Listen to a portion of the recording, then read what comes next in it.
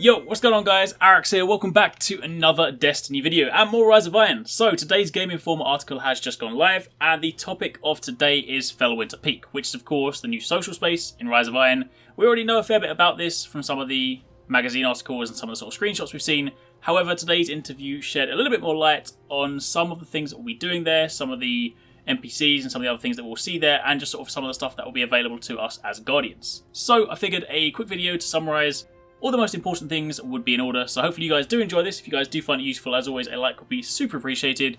Comment down below, let me know if you have any questions, and also let me know what you think of the social space. From what I've seen so far, I appreciate I haven't actually been there, and I appreciate it's just partly because it's new, but this looks like it's probably going to be my favourite social space. I've always been a massive fan of like snowy environments, so a social space in a snowy mountain, I mean, what's not to like? But anyway, starting from the very top, just to make sure everyone's on the same page, Felwinter Peak is the new social space in Rise of Iron. It used to be the home of the Iron Lords, but of course when they sacrificed themselves to, or at least most of them, when they sacrificed themselves to seal away Siva, then it basically became deserted, the Fallen Splicers moved in, so at the very beginning of the game, one of the first things we'll be doing is taking back Felwinter Peak. There's actually a sequence where you have to fight a lot of enemies, you clear them out, and then once you've done that, the NPCs move in and it becomes the social space. You'll only have to clear it out once, so there's no like recurring event, which is kind of a shame. Thought it would have been cool if there were like periodic defend Felwinter Peak events, but alas, that is not going to happen. So once you've cleared it out, you move in, NPCs are there, and job done. Now, in terms of actually what you'll see at the social space, of course it'll have all the usual stuff you come to expect, so things like Postmaster, Bounty Board, Eververse Kiosk, all the things like that, plus you'll have some of the new NPCs. Lord Saladin will shift locations and he'll be in Felwinter Peak, plus you'll have Tira Khan, who is the person you go to in order to get your new artifacts once you've got the coins, and you also have Shiro, who is basically Cade's messenger, Cade's buddy, and he also has bounties for you. Some of the bounties kind of give us a glimpse into some of the things we might be doing. The first one's quite interesting. It says, use the Iron Battle Axe or powerful enemy weapons to decimate hostile threats. Now we've seen in the gameplay someone using a Scorch Cannon, although it looks like an arc version, so it could well be there are other powerful weapons which could be fun to mess around with, but regardless, the other ones are pretty basic. Things like use arc damage to kill Fallen Mages and Ultras. There's one where it speaks more about Archon's Forge. It says, complete Captain encounters in Archon's Forge. The Archon's Forge has ties to ancient Fallen rituals, where those seeking honour or the criminal accused could fight against their peers to prove their worth or innocence.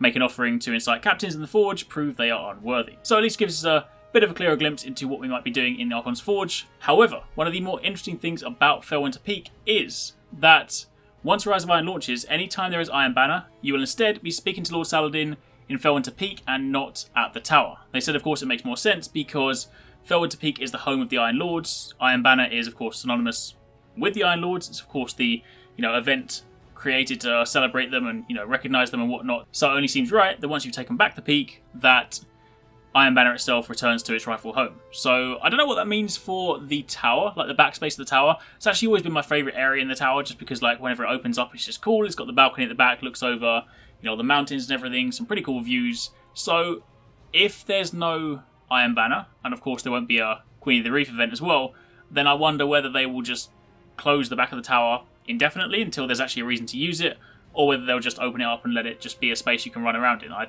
think probably the former, but either way, that's not really important right now. The main thing is, come Rise of Iron, whenever the Iron Banner event comes around, when you want to go and get your bounties, your weapons, your rewards, all that stuff, you will instead do that at Felwinter Peak. A few other things they mentioned during the interview, simple things like from this bridge here, you can actually see down in the Plaguelands, which is kind of cool. There are, of course, lots of wolves, which we actually know about. They don't actually have any use or anything. They're basically just there because they look cool, and you can, sit by them and whatnot. However, one of the interesting things they did actually say at the end of the interview, and I don't know whether this was joking or not, but located around Felwinter Peak are these bells, and you can ring them. And they at first said, they're looking forward to kind of seeing what sort of tunes people will make when they ring the bells. Then one of them said in passing, if you hit them in a certain order, something might happen. Now, that was kind of laughed off and whatnot, so it could well be that was just like a joke.